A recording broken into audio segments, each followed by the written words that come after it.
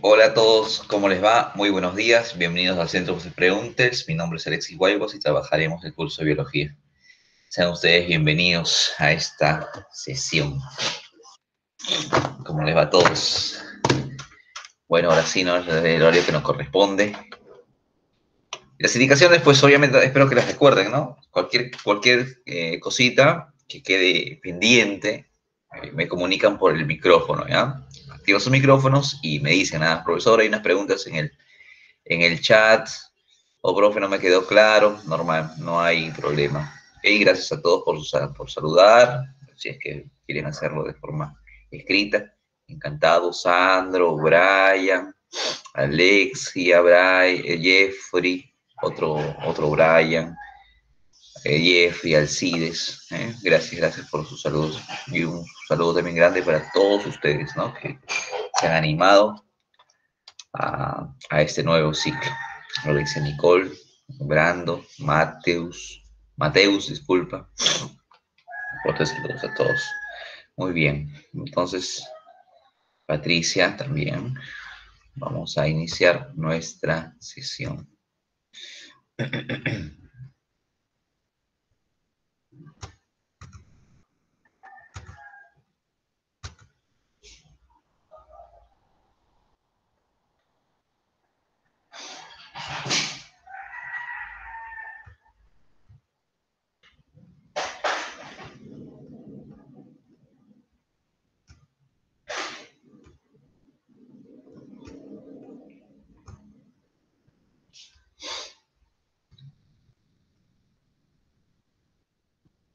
Muy bien. Listo, entonces. A ver, en esta semana número 1, que el tema principal es Introducción a la Biología, hablaremos de los conceptos de biología, el origen de la palabra biología, que es la etimología propiamente dicho, los campos, ramas de la biología, también llamados disciplinas de estudio. Hablaremos también un poco del método científico y finalmente las características de los seres vivos, ¿no? Entonces, ese es el trabajo para el día de hoy. Espero que tengan siempre a la mano un cuadernito, donde sea algunas anotaciones, ¿no? O en la misma guía que ya les hemos proporcionado, ahí hacer eh, algunas anotaciones, o también si desean subrayar, ¿no? Que lo cual colabora mucho con el proceso de aprendizaje. Bien, a ver. La palabra etimología, perdón, la palabra biología, tiene su etimología en dos voces. En la, en la en la palabra o la voz bio y logos, ¿no? Es importante. Bios significa vida, logos, ciencia, tratado, conjunto de conocimientos, afinidad por conocer algo, también podemos decir. ¿Eh? Entonces, la palabra etimología en su esencia misma es el estudio, el interés, el conocer la vida. Y está bien, pues, ¿no? En su básica definición, en su básica forma, en su esencia de crear la palabra biología, pero funcionalmente no es así, como ya les había dicho en la primera hora que compartimos. La palabra biología, o en todo caso la disciplina biología o ciencia biología, no solo se encarga del estudio de los seres vivos, sino también se encarga de comprender cómo las acciones o componentes inertes pueden afectar a la vida.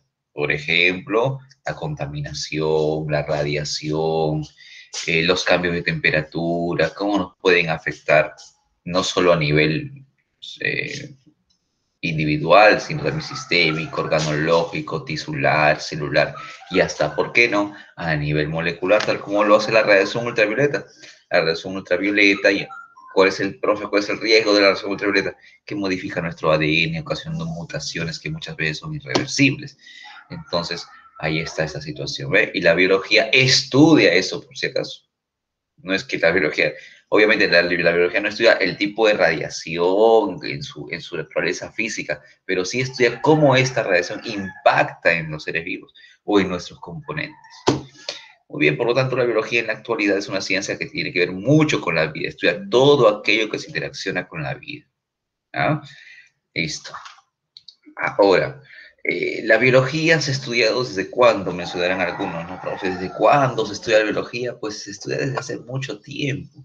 Tanto sí que no se puede tener una referencia exacta de cuándo es que aparecen los primeros estudios de biología, porque seguramente habrían estudios sin ningún tipo de evidencia, ¿no? O sea, se estudia la biología y, por ejemplo, antes de Cristo o mucho tiempo antes, seguramente habría una persona que se encargaría de estudiar los animales y empezaría a clasificarlos por la forma de cabeza, si tiene cuernos o no, si es muy grande o muy pequeño. Desde ella ya está haciendo biología, pero nunca hizo un reporte, nunca puso una evidencia, nunca hizo un escrito, nada de ello. Entonces, queda simplemente así, pues, ¿no? En la historia como... No pasa, no trasciende en la historia, porque no hubo ningún tipo de evidencia. Entonces, debe haber un punto, ¿no? El profe, debe haber un punto de partida, más o menos que alguien haya hecho el inicio de la clasificación, en todo caso que haya estudiado los seres vivos de una forma primitiva o sencilla, sí, pues sí, sí, sí. Ese amigo es Aristóteles, ese personaje que se encarga de estudiar básicamente a la vida, ¿ah? Es el amigo Aristóteles, y es por ello que a él se le considera como el padre de la biología. Aristóteles, considerado el padre de la biología, pero él no le pone nombre, por si acaso. El amigo Aristóteles dice, desde ahora en adelante vamos a estudiar toda la vida y eso encaja dentro de una disciplina o ciencia, no, disciplina sería, pero el caso de Aristóteles, porque todavía no se habla de ciencia, una disciplina llamada biología. Nada que ver, es simplemente estudiar la naturaleza y se acabó. Pero nunca nos dice qué es la biología, pues nunca nos dice esto, vamos haciendo biología, nunca, nunca. Entonces debe haber también en la historia un personaje que acuñe el término, que de pronto diga, ya, vamos, esta es la terminología adecuada para este tipo de disciplina, claro. Y ese amigo es el amigo Lamarck. Entonces es Lamarck quien va a proponer el término biología. Él acuña, él crea, si quieres, acuña el término biología. Obviamente basado en las voces, ¿no? En las voces griegas, bios y logos. Entonces, una cosa es decir quién es el padre de la biología y otra cosa es decir quién acuñó el término biología. ¿A quién le adjudicamos la creación del término biología? Ese es el amigo Lamarck. ¿Y quién es el padre de la biología? ¿Quién es el primero en hacer, entre comillas, biología? Es el amigo Aristóteles. Entonces hay un gran tiempo de distancia, ¿no? Eh, Aristóteles es antes de Cristo, Lamarck es para 1700. Entonces, durante ese tiempo, profe, ¿cómo se llamaba? Lo que hacían biología, si no había ese nombre, pues se llamaba simplemente naturalistas, ¿no? Así es el término que el que estudiaba la naturaleza, naturalista. ¿Eh? Por lo tanto, muchos de los personajes importantes de la biología eran considerados así, naturalistas. Darwin, por ejemplo, un naturalista, el propio Lamarck, un naturalista, hasta que de pronto ya se empieza a usar el término biología y aquellos que se dedican a esta disciplina se les conoce como los biólogos. Muy bien, fin de esta primera sección. Ahí está. Ahora la biología pues estudia los seres, ¿no? Y los seres, ¿cómo puede ser? Me preguntará usted, ¿no? Profe, la vida, ¿cómo es? Pues la vida puede ser unicelular de una sola célula o puede ser de muchas células, lo cual llamamos pluricelulares. Y además dentro de ella hay diversidad celular. Muy bien. La vida es obviamente la esencia de lo que estamos hablando, que es la biología, puede clasificarse en 5 grupos. ¿No? O sea, usted dice, profe, estuve andando en un lugar y encontré una forma de vida. Ya, muy bien. Esta forma de vida, ¿dónde puede encajar? ¿Cómo la voy a...? ¿Dónde va? Simplemente puede ir en 5 grupos, o en los 5 reinos de la vida, que son el reino monera, donde van todas las bacterias, el reino protista, donde van los protozoarios, el reino fungi, donde van los hongos, ¿no? Bueno, el reino fungi, también llamado micota, ahí van todos los hongos. Y en el caso de las plantas, tenemos el reino plantae, y de los animales, el reino animalia. Pues. Entonces, esas son las 5 formas de vida que podemos reconocer. Los virus no son seres vivos, así que ni hablar. al no ser seres vivos, no encajan pues en ninguna de estos reinos. Ahí está. Entonces, vanamente diría algún estudiante, no, profe, los virus, he oído, por ejemplo, el COVID-19, decía, profe, el COVID, este virus, ¿dónde lo clasifico, profe? ¿En qué reino va? Ninguno. Yo, profe, ¿pero por qué? Porque no es un ser vivo. Pero este virus, profe, interactúa con nosotros, claro, interactúa con nosotros, pero no necesariamente es un ser vivo. Por lo tanto, como te decía, ¿ves? La biología es una ciencia que no solo estudia la vida, también estudia todo aquello que interacciona con nosotros. Muy bien.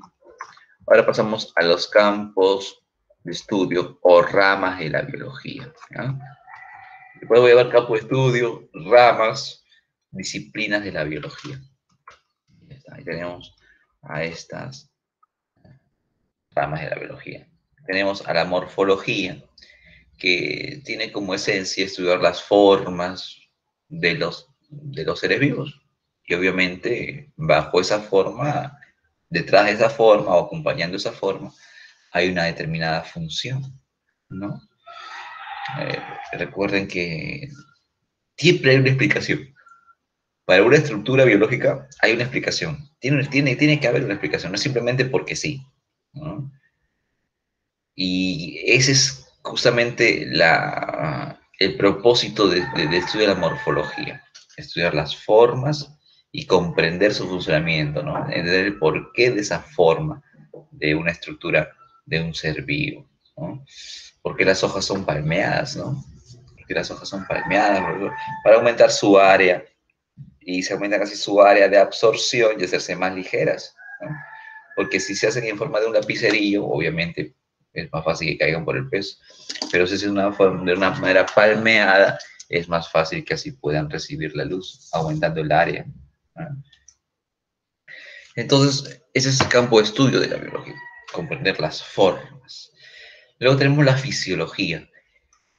La fisiología tiene que ver más con la comprensión del funcionamiento de los seres vivos. Cómo funcionan los órganos. Oye, ¿dónde está esto? Acá está. Ay, ay, ay. El funcionamiento de los órganos o estructuras que tenemos los seres vivos. El comprender su funcionamiento. Por ejemplo, acá puede haber una ligera confusión con respecto a qué es la anatomía y la fisiología.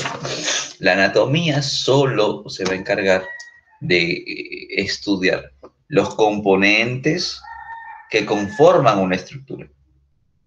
Por ejemplo, si les dijera, no, el corazón tiene 4 cavidades, le llegan arterias, también le llegan venas. Mejor dicho, le llegan venas, le salen arterias, por dentro fluye la sangre y tiene ahí un grupo de células que le indican cómo palpitar, que se llama el marcapaso. Ya, muy bien, profe, es una descripción anatómica, las partes que componen el corazón. Pero explicar su funcionamiento, eso le corresponde a la fisiología. Por ejemplo, el entender la sangre, profe, llega a aurículas. Por una ligera presión, por una contracción de las aurículas, pasa la sangre a los ventrículos. De ahí el nódulo sinusal o marcapaso, que ya emitió una pequeña descarga para las aurículas, esa descarga eléctrica llega a un nódulo llamado nódulo aurículo-ventricular. Llega a una mayor descarga eléctrica para que los ventrículos se contraigan. Consecuencia de esa contracción, la sangre se eyecta a través de las arterias. Entonces ya explicamos el funcionamiento, a tal presión, a tal velocidad, a tal ritmo. Entonces, ahí la cosa cambia. Una cosa es describir las partes y otra cosa es decir cómo funciona. Otro ejemplo para que puedan comprender, ¿no? Por ejemplo, la mano. La mano tiene piel, tiene sus uñas, tiene sus huesos, tiene sus vasos, sus nervios, sus músculos. Pero otra cosa es decir cómo funciona, ¿verdad? Es decir, profe, hay un impulso nervioso que viene del cerebro a determinados músculos de la mano. Y esos músculos permiten que haya movimiento de la estructura ósea, que puede ser muy rígido o muy delicado. ¿Ya ves? Y todo, profe, está regulado por el sistema nervioso central. El cerebelo se encarga de regular la contracción. Toda esa explicación funcional le corresponde a la fisiología. Es distinto. Muy bien. La genética es una ciencia bastante activa en la actualidad que se va a encargar de estudiar la herencia, a cómo se transmiten cualidades y la variación de ella en el tiempo. Cuidado con pensar que la genética estudia los genes, no es así. La genética, obviamente, tiene que ver con los genes, pero no estudia los genes. La ciencia que se encarga de estudiar los genes es la biología molecular, pero la genética se encarga de estudiar cómo se transmiten esos genes, la forma en la que se están transmitiendo y cómo pueden ir variando en el tiempo. Eso es la genética. ¿Eh? Ahora, en la actualidad se habla de genética de una forma muy general, ¿no? Muy general. Por ejemplo, ya es una realidad, lo que vimos en la actualidad, es la selección de embriones con un adecuado perfil genético. Entonces, esto no va a ser, es el futuro cercano, ¿no? No es tan distante, porque ya está la técnica, entonces falta hacerla masiva nada más. Una pareja de pronto decide tener sus hijos y quieren que sus hijos tengan buenas cualidades genéticas. ¿Eh? Entonces, el varón dona sus espermatozoides, la mujer dona sus óvulos y esa es la fecundación in vitro, ¿no? O sea, una fecundación asistida. Y se tienen múltiples posibles hijos, porque has juntado muchos espermas con diferentes óvulos. Entonces tienen múltiples hijos. A esos futuros o posibles hijos se les hace una extracción de sus células, ya cuando obviamente hay mucha división celular, se les extraen algunas células y se hace el estudio de sus genes. Entonces, digamos, de 10 posibles hijos, de repente 7 tienen alguna anomalía importante por el perfil genético. Entonces la pareja dice, no, estos 7 mejor no. Me quedo con estos otros 3. Muy bien. Se hace la evaluación y dice, bueno, estos 3 están muy buenos, ¿eh? Entonces vamos a ver. Ahí está, entonces, ¿sabe qué? Ya, vamos por el primero. De acá, y congélenlo, esos otros 3, estos otros 2 sobrantes, congélenlos, para más adelante, de repente, tener hijos. Entonces ahora ponemos uno, se desarrolla, ese es un hijo. De acá en 3 años el otro, y de acá en 4 años o 5 años el otro, y así. ¿Eh? Eso es, ya es una realidad, no es el futuro distante, profe, ¿cuándo será? No, no, no, eso es una realidad, eso sucede en la actualidad. Entonces, profe, ¿eso es genética? No, eso es un uso de la ciencia, de la tecnología, de la biología molecular. Eso no es genética.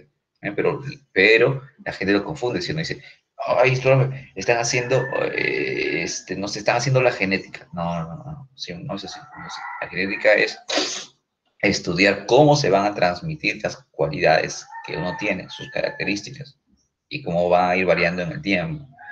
Y para ello no hace falta perfiles genéticos, por si acaso. Eso ya son aplicaciones de las tecnologías, no usos tecnológicos, de la biología molecular, la biología celular, ¿no? Pero no exactamente la genética. Genética simplemente sería, usted dice, profe, yo tengo cabello negro y rizado, mi pareja tiene cabello negro y lacio, mis hijos, ¿cómo podrán salir, profesor? Ah, ya. Te diría, ten varios hijos, y ahí evaluaremos cómo sale el cabello de tus hijos. Eso es genética. ¿Eh? Eso nada más, cómo se transmiten tus características hacia la descendencia. Muy bien. Evolución, sí, es una rama de la biología que tiene que ver más con las transformaciones que le ocurren a una especie en el tiempo. A una especie, cómo va modificándose, cómo va teniendo variaciones, cómo se van generando subespecies, cuáles se extinguen, cuáles lograrán a desarrollarse, cuál fue el factor que llevó a una a la extinción, cuál fue el factor que llevó a que otras progresaran, todo ello. Así que no es una disciplina pequeña la evolución, es bastante amplia. También es muy interesante de poderla conocer. ¿Eh? Eh, Antes, cuando las clases eran presenciales, físicamente, habían pues, obviamente, en la época universitaria, ¿no? Clases de evolución, donde se comparten muchos conocimientos evolutivos y también debates, ¿no? Sobre cuáles son las fuerzas evolutivas, cuáles sí, cuáles no, principios evolutivos, lo que nos llevó a la actual especie que somos, ¿no? Que muchos creen que el humano es así y ya, listo, así se va a quedar. No, no, no, vamos a ir transformándonos poco a poco. ¿Eh? ¿A dónde nos llevará? Profe, ¿cómo que tendremos? Dicen que tendremos la cabeza más grandota, dicen que nuestro cuerpo será más chiquito. Dicen nada más, pero no hay un respaldo evolutivo. con respecto a ello. Tenemos que esperar a ver cuáles son los factores ambientales que nos permitirán modificar, ¿no? Y cuáles son aquellas características que serán preponderantes en nuestra especie, para así conducirnos a nuevas variaciones y obviamente seguir transformándonos, ¿no? No vamos a quedarnos bajo esta forma, por si acaso, ¿ah? Ya de acá de repente, si es que el planeta aún existe, de repente en otros 30.000 años dirán, mira cómo aprendían los antiguos humanos, mira esa cara, qué graciosa, esos humanos del año 2020, qué graciosos. Oye, y aguantamos una pandemia, ¿no? Sí, porque está registrado. Y la pandemia se llevó seguramente a muchos, ¿no? Sí, ahí hubo una selección de aquellos individuos que pudieron resistir y otros no. Por lo tanto, esos individuos que se murieron ya su linaje a Dios, porque sus genes no transmitieron, no dejaron, de repente no dejaron descendencia. Mira que nosotros sí, por lo tanto, la nueva generación de humanos podemos ser de repente resistentes a lo que es el COVID. Y más adelante, en 30.000 años, cuando haga no sé si será la clase así como la que hacemos actualmente, y dirán, miren esos humanos de 2020, ¿no? Qué primitivos, cómo vivían, qué tal, así como nosotros vemos a los neandertales, a los erectus dominando el fuego, ellos de repente nos van a ver así. ¿Eh? Entonces, eh, dejemos de pensar que somos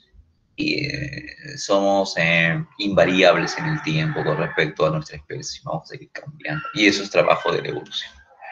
La taxonomía es una rama de la biología que tiene que ver mucho con la clasificación, ordenamiento y poner nombre a las especies, ¿no? Imagínate, dice, profe, me encontré una nueva especie de planta, estuve caminando por los bosques amazónicos y encontramos una variedad de plantas. Los nativos se sorprendieron porque yo recogí una planta, se la llevé y así como jugando, dije, oye, ¿y eso para qué sirve? Y los nativos me miraron y dijeron, oh, esa planta es nueva, nunca la habíamos visto, que nunca, entonces yo la descubrí sin querer queriendo. Ya pues, está bien, es tu suerte.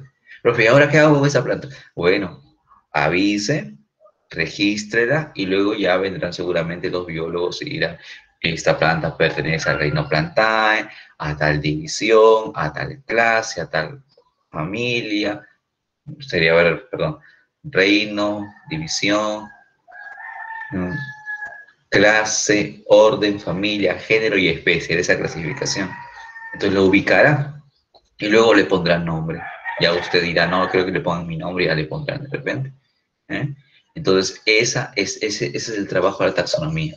Y dar nombre a las especies, proponer su ordenamiento y su clasificación, para que sea conocida en todo el mundo. Y está, por ejemplo, la papa, su nombre científico es Solanum tuberosum.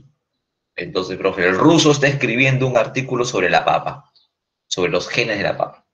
Ah, muy bien, pero profe, ¿cómo sabemos que el ruso? ¿Cómo le pondrá? ¿Le pondrá el nombre en ruso de la papa? No, pues, tiene que ponerle el nombre científico. El ruso escribirá, ¿no?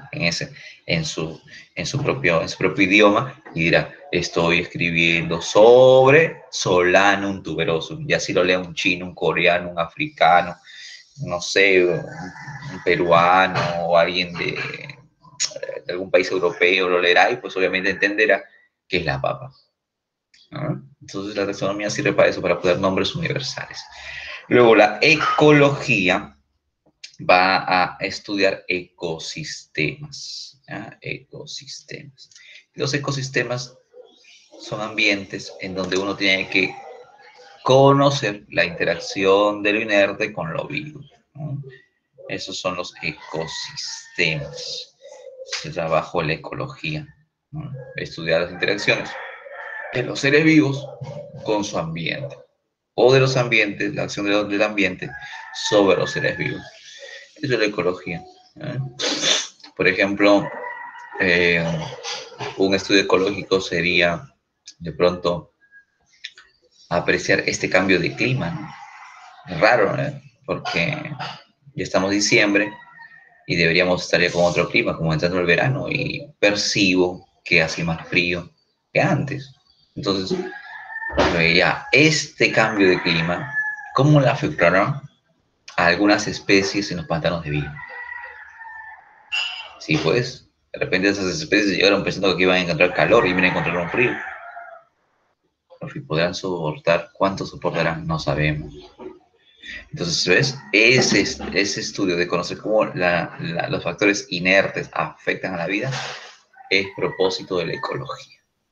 La etología se encarga de estudiar las conductas en los animales, cómo los animalitos se comportan. Obviamente hay una finalidad detrás, ¿no?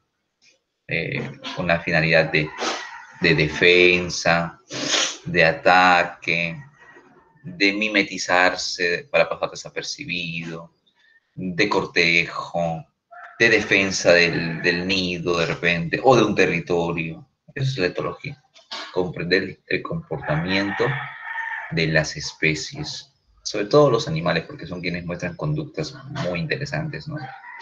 Y hay muchos. Te daré algunos ejemplos, pues, de etología.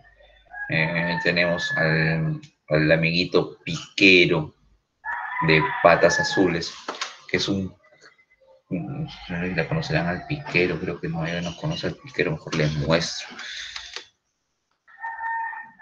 Aquí estamos.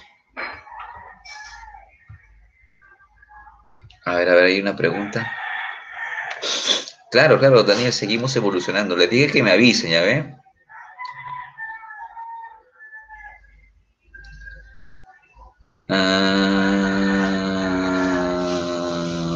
Buenos días a todos. No se ve nada, Sandro. Ahora, Sandro, dime, ¿estás apreciando?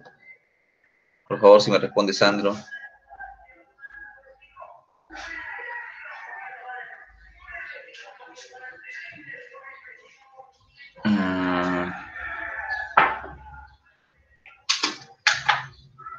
Claro, seguimos evolucionando, como te contaba, Daniel, seguimos evolucionando, no nos hemos quedado, no somos, muchos creen que ya muy bien, Sandro, todo está bien entonces. Eh, no hemos alcanzado nuestra bueno, al fin y al cabo no hay una plenitud evolutiva, ¿no? O sea, no podemos decir que una especie haya alcanzado su plenitud de evolución y ahí se queda. No. Yo os pregunto, ¿es verdad que el mundo se deshacerá? Bueno, como todo componente en el universo no tiende a formarse, luego a degradarse, es una cuestión muy natural. ¿Eh? Ahora, lo que sí, obviamente, nosotros como especie tenemos que cambiar, ya no seremos iguales, ¿no? Y en ese tiempo, seguramente nuestro planeta tendrá muchas otras condiciones, o condiciones distintas, ¿no? Condiciones distintas. Bueno, les iba a mostrar el piquero para mostrarles algo de lo que es la etología. El piquero de patas azules. Ahí está. Piquerito de patas azules. Ahí está. Este amiguito, ahí lo vemos, ¿no? Ese es por la forma, sí parece ser el macho y será hembra. Bueno, este buen amiguito le gusta caminar así, mostrando las patas. Entonces, al mostrar las patas azuladas, hace como si fuera una pequeña danza, ¿no? Esa danza le sirve para atraer pareja, o sea, es una danza con un propósito de apareamiento. No es una danza para mostrar este, territorialidad, ¿no? Acá vemos, ¿ves cómo levanta la patita? Curioso, ¿no? Entonces, así le gusta andar a él cuando busca pareja. Entonces, ese comportamiento no es para atraer una presa, no es para defenderse, no es para pasar desapercibido, al contrario, ¿no? Es para poder mostrar sus cualidades. Entonces, ese amiguito tiene un comportamiento muy particular para atraer parejas. Esa actitud, esa conducta tiene un fin, el propósito, encontrar pareja. Igual o semejante que los pavos reales, ¿no? El pavo real macho es el que libera su gran plumaje, muy colorido, para así atraer hembras también. Entonces, no es que, profesor, el pavo real abre su plumaje para enfrentarse con otro y así entablar una lucha, no es una territorialidad, a diferencia de los amiguitos, los que están cacareando ahorita, los gallos. Los gallos de pelea, ellos sí, crespan y erizan su plumaje con una finalidad. ¿verdad? De verse más amplios, más grandes, y para justamente hacer que el otro sea intimidado. Entonces digo, allá, en los juegos de pelea, el mostrar plumaje no es una finalidad de buscar pareja, es una finalidad de ataque. A diferencia del pavo real, donde muestra plumaje, sí, con otro propósito. Muy bien, ahí está entonces. Seguimos, entonces mostrando nuestra presentación. ¿Qué pasó? Bueno.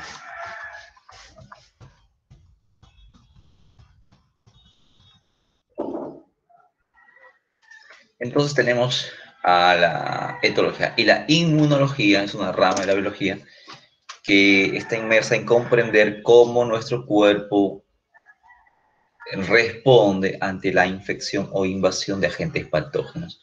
Por lo tanto, tenemos muchas herramientas moleculares y celulares para impedir que un germen haga estragos en nuestro cuerpo. Entonces tú dices, profe, un germen entró por mi nariz. Profe, desde ahí mi cuerpo va a mostrar una defensa ante este germen. Sí. Por ejemplo, la secreción de mucosidad. Luego, dentro ya de nuestros tejidos, ¿qué células hay? Luego, estas células, ¿cómo atrapan a ese germen? Si es que entrara. Y luego, ¿qué moléculas pueden sintetizar? Entonces, todo eso es un estudio inmunológico. ¿Ah? Estudiar las respuestas de nuestro cuerpo, tanto celulares como moleculares, hacia un agente peligroso, considerado patógeno. Ese es el propósito de la inmunología. Muy bien. Ahora vamos a la microbiología, ¿no? Empezamos desde el criterio de clasificación de las ramas de la biología de acuerdo al tipo de individuo estudiado. La microbiología estudia obviamente microorganismos, por lo tanto, ahí incluimos bacterias, estudia bacteriología, hongos, la micología, y protozoología, que son los protozoarios. Desde el punto de vista de la botánica, la ficología, que estudia algas, y también tenemos a las fanerógamas, ¿no? Que son las plantas con flores, ¿no? Plantas con flores. La zoología también se va a subdividir en muchas otras ramas, ¿no? Ornitología aves, crustáceología los crustáceos, como el cangrejo, el camarón, el muy, ictiología peces, ¿no? Solo peces, ¿ah? ¿Recuerda? Entonces, si nos dirán, ¿no? El Perú es un país rico en ictiología. Cuidado con decir, oh, profe, es rico porque también tiene, profe, porque tiene a la pota, tiene al pulpo. No, ictiología solamente se refiere a peces. Cuidado con confundir, ¿ah? Otra cosa es la hidrobiología. ¿Ah? Otra cosa es la hidrobiología. Ahí sí hablamos de toda la vida que hay en el agua. Ahí sí podemos considerar a todos. Pero si hablan de ictiología, solamente de peces. Entomología corresponde solo al estudio de insectos, herpetología de reptiles, como el cocodrilo, la tortuga, la lagartija. Entomología de insectos. Recuerda, los insectos tienen 6 patas. No confundirlos con los arácnidos. ¿Ah? Entomología son los insectos. La abeja, mariposa, zancudos, moscas, todos ellos. Malacología, los moluscos, caracol, pulpo, calamar, pota, jibia, todos esos animales son moluscos, ¿no? Conchas negras, machas. Mastozoología, los mamíferos. Los mamíferos son todos aquellos animales que pueden amamantar a la cría. Entonces tú piensas, no, para mí me amamantaron, sí, entonces mamífero. Pero veo que el perrito toma su leche de la madre, sí. Veo que la ovejita, sí. A ver, ¿quién más voy pensando? Y diciendo, profe, aquel individuo que tuvo que mamar, entonces ni hablar. Un mamífero. ¿No? Profe, el pingüinito. No, pues el pingüinito no mama. Por tanto, no es un mamífero. A ver, cuidadito. Los ratones, ¿qué creen? ¿Maman o no maman? A ver. Pregunta así, ¿no? Un animal, mira, un animal común, ¿eh? Un animal común. Como los ratones. A ver, respóndanme. ¿Son mamíferos o no son mamíferos los ratones? Sí, mamá. Claro, maman, ¿verdad? Claro, sí, sí, sí, sí, sí, muy bien. Antes de sus respuestas, eh, ¿puede dar ejemplos de bioquímica y biofísica? Claro, ahorita los doy, Gerson. ¿Ya? Vamos a ver entonces. Ya les dije que el, el chat solo se debe dedicar, ¿no?, para cuestiones netamente académicas, ¿ya? Sus comentarios, sus intereses, sus enlaces, por favor, dejarlos para otro momento, ¿no? Compartanlo entre ustedes luego, ¿ok? Mientras estemos en la clase, traten de ceñirse solo a eso, ¿está bien? Vamos a ceñirnos solo a aquello, como les comenté. A ver, ¿alguien levanta la mano? Así sea igual de lo que menciono, traten solamente de ceñirse a lo que estamos comentando, ¿ya? Gracias, gracias por comprender. Entonces los ratones sí, pues son también como nosotros, son mamíferos, ¿ok? Muy bien.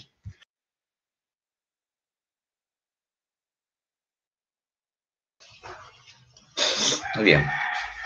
Listo. Ahora vamos a pasar. Profe, Sí, sí, te escucho, te escucho. disculpe, profe. Una pregunta.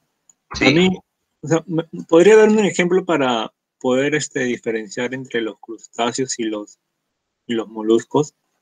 ya, claro. Mira, los crustáceos siempre van a tener patas, patas articuladas, o sea, sus patas se les van a doblar. Esa es una cualidad de los crustáceos. Y normalmente tienen 10 patas, ¿ok? 10 patitas. Ahí podemos encontrar al cangrejo, al camarón, al chanchito de tierra, al muy muy, como clásicos ejemplos de crustáceos. Mientras los moluscos no tienen patas, pueden tener tentáculos, pero nunca tienen patas. ¿Okay? Y el cuerpo de los moluscos, a diferencia de los crustáceos, es muy, pero muy blando. Entonces, diferente. Dice, profe, cuando yo veo a un crustáceo, lo voy a tocar y voy a decir que el animal, pues obviamente tiene una protección, o como una armadura por fuera. Eso es propio de los crustáceos. Mientras que la mayoría de moluscos suelen tener el cuerpo blando y nada más. Y si tuvieran alguna protección es porque se están metiendo en una cubierta llamada normalmente concha o conchuela. Así es. Esa es entonces la diferencia. Por ejemplo, profe, el caracolito jardín. Mira, su cuerpito ¿cómo es? Blando, profe. Ya, pero ¿dónde se esconde? Se esconde en una conchuela. Entonces ese es un molusco. Y además no tiene patas. ¿Eh? Pero muy, muy tiene sus patitas. Ya, muy bien. Entonces son crustáceos. Además es duro por fuera. Crustáceo. Y después de las patitas tiene 10 patas y dos pares de antenas. O sea, tiene 4 antenas. Esa es la cualidad más representativa de los crustáceos comparados con los moluscos. ¿Ok? Entonces ya la cosa está difícil de confundir, ¿no? Bien, luego tenemos a la biología. Antes de pasar a esto, lo que me preguntaba su compañero, la biofísica y la bioquímica, correcto. La biofísica se va a encargar de estudiar los aspectos físicos que acompañan a los procesos biológicos. Por ejemplo, una de las de biofísica, profe, la luz. La luz es una cualidad que estudia por la física, la radiación, cómo llega. Y ahora, si estudiamos cómo esa radiación afecta la fotosíntesis, qué tipo de longitud de onda llega, si le afecta o no, si mucha radiación le puede afectar. Todo eso es estudiado por la biofísica. ¿Ok? Profe, ¿puede medir usted la resistencia del tallo? Claro, porque esta se puede quebrar con una determinada fuerza. Entonces digo, esta resistencia que tiene el tallo justamente va a ser propósito de estudio de la biofísica. Profe, sí es cierto, pues porque hay una fuerza que va a sostener, claro, una presión que se va a ejercer para que se pueda romper. ¿Hasta cuándo puede soportar? Ahí está. Eso es proporción, entonces, perdón, estudio de la biofísica. Profe, mi corazón, ¿con cuánto de presión puede aguantar antes que el pobrecito se lesione? Ah, vamos a ver entonces la presión de una estructura biológica. Eso le corresponde a la biofísica. ¿Eh? Mientras que la bioquímica va a tratar de comprender cómo se dan las reacciones químicas dentro de un ser vivo o las reacciones químicas que promueve un ser vivo para su desarrollo. Por ejemplo, el que comamos un trozo de carne. Profe, que sea un trozo de carne, qué rico, bro. Un suculento trocito de codil, profe, recién a la parrilla, bro. Qué delicia se me hace agua la boca. Hoy es viernes, ¿no? De repente puede ser un pequeño cuadril, una de las carnes más blandas, más gustosas que hay.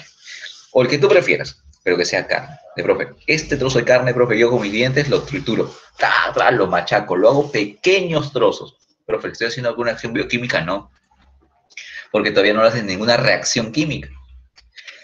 ¿Podríamos medir, profe, a ver quién de los nosotros en el aula muerde más fuerte? Claro, ese es un estudio biofísico, porque estaríamos midiendo la presión de tu mordedura, la fuerza con la que muerdes. Eso es un estudio biofísico, pero eso no es nuestro propósito. El estudio es bioquímico. Entonces, para ver, profe, cómo esa carne se va a desintegrar en mi estómago, tendríamos que ver qué ácidos está soltando, qué moléculas tú estás soltando en tu estómago para poder digerir esa carne. Y ver cómo son las reacciones químicas que suceden entre tus componentes que estás soltando y la carne misma. Entonces, ahí es otro cantar. Estoy evaluando las reacciones químicas que suceden en mí. Y lo mismo en cualquier otro ser vivo. Como una hormiga, hace su digestión, qué tipo de acciones hace para poder soltar algunas sustancias tóxicas como sustancias venenosas, etc. Esas son acciones bioquímicas, ¿no? Entonces, ahí ojalá también espero que haya quedado clara esta situación, ¿ya? Para aquel amigo que tenía algunas dudas y me preguntó sobre ejemplos de biofísica y bioquímica. Muy bien, luego tenemos la biología molecular, que obviamente estudia las moléculas que conforman a la célula, básicamente. Por ejemplo, el ADN, las proteínas, los carbohidratos, biología molecular, las vitaminas, por ejemplo. Biología celular, citología, son lo mismo. El estudio de los componentes celulares y su funcionamiento. Histología, los tejidos. Y la organología, obviamente, los órganos, ¿no? Entonces, hay niveles de estudio, claro. Empezamos con moléculas, vamos a la célula, luego los tejidos, que son conjuntos de células. A ver cómo están funcionando. ¿Mm? Un clásico ejemplo de histología es una biopsia. Dice, profe, estoy un poco preocupado. ¿Por qué? ¿Qué pasa?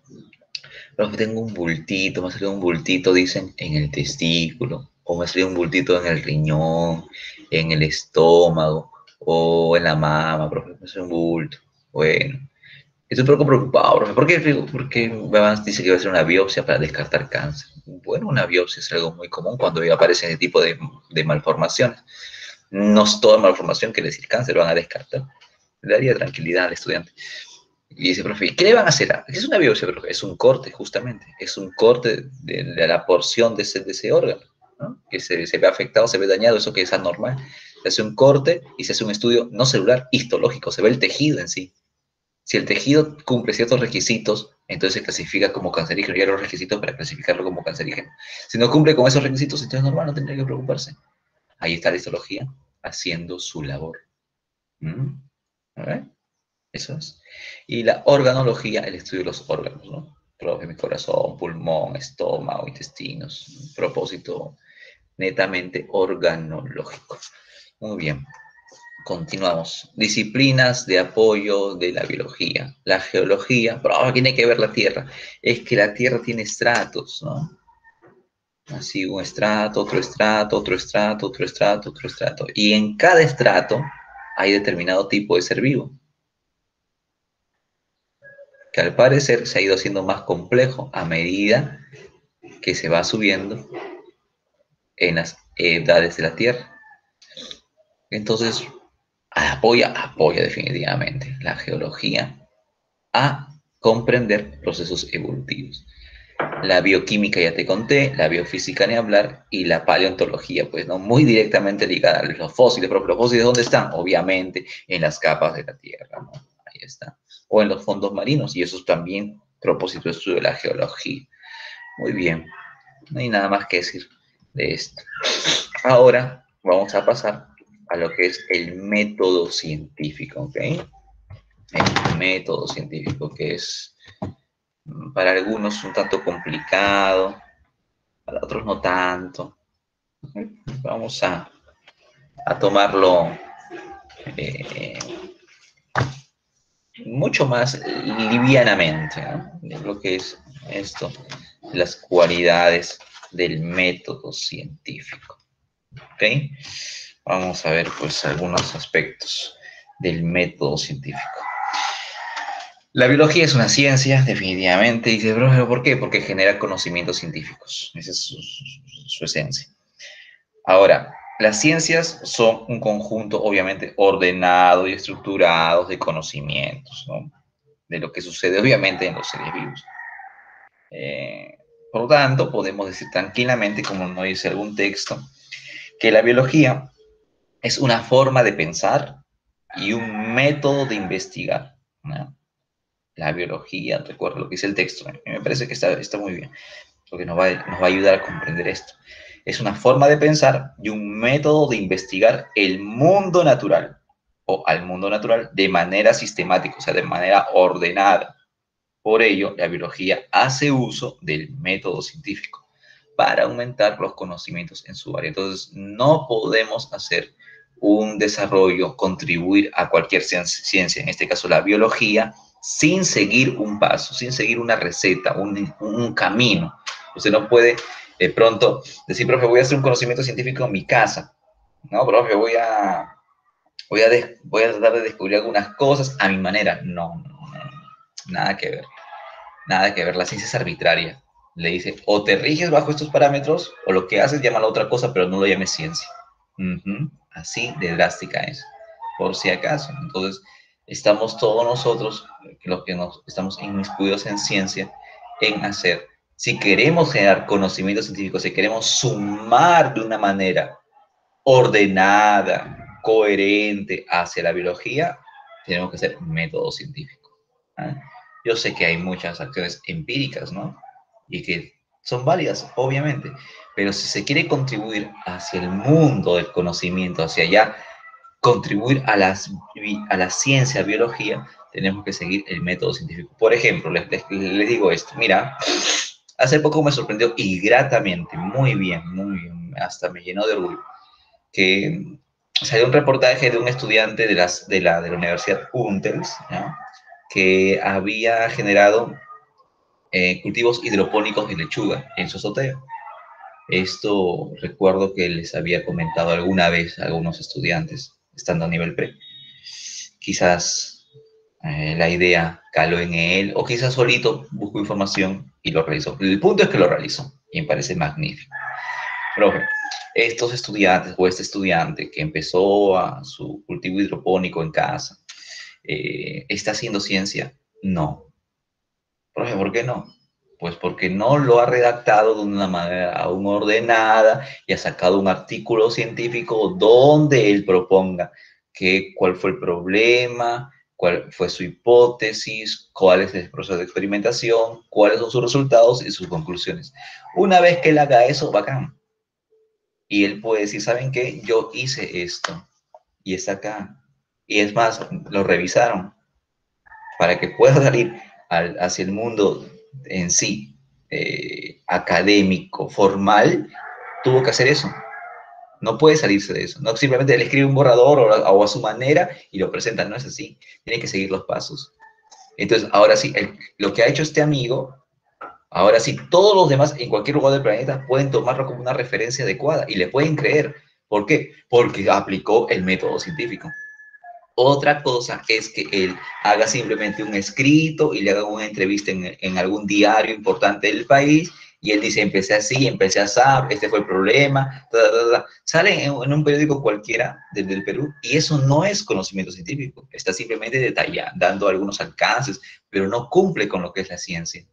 ¿Se dan cuenta? Entonces, si se quiere contribuir a la ciencia en sí, tiene que seguirse los pasos del método científico y debe reportarse en alguna revista justamente que tenga todas las cualidades, todas las propiedades para para poder recibir ese tipo de información y luego decir, nosotros respaldamos como comunidad científica este conocimiento. Y ese conocimiento será recién conocimiento científico. Pero empezó como empírico, ¿la verdad? Porque él ha recopilado información y en base a eso armó su sistema de hidroponía. ¿Eh? Entonces deben de tener esa consideración siempre. ¿Ah? Muy bien, vamos a ver si es que hay algunas preguntas de ustedes con respecto a lo que les he manifestado.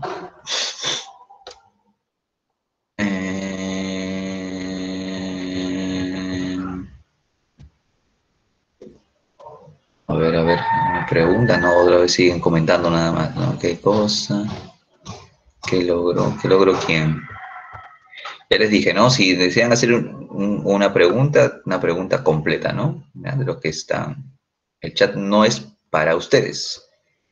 El chat es para nosotros, para que ustedes puedan consultar algo y yo de inmediatamente contestarle. ¿Qué investigó? Investigó cómo desarrollar un sistema de riego para lechugas y lo implementó. Con poca agua, con ciertos suministros, logró desarrollar un método de cultivo limpio y que dé además un producto, que es el desarrollo de la lechuga. Eso investigó y lo trabajó, lo llegó a realizar. Pero eso no es conocimiento científico. Si ese estudiante de pronto empieza a decir cuál fue el problema, qué hipótesis hay con respecto a su propuesta, entonces ahí y genera un nuevo conocimiento, ahí llamaremos conocimiento científico. ¿Cómo se llama la capa sensible de los moluscos? La capa sensible de los moluscos es el manto. Esa es la capa sensible de los moluscos, el manto. Bueno, ya si no hay más preguntas, entonces vamos a continuar. ¿Por qué hay dos? A ver, un momentito. Un momentito, ya, esto es el que estamos trabajando. Muy bien. Entonces, en el método científico tenemos algunos pasos importantes, ¿no? Que son la observación, la formulación de hipótesis, la experimentación y finalmente resultados y las conclusiones. Ahora,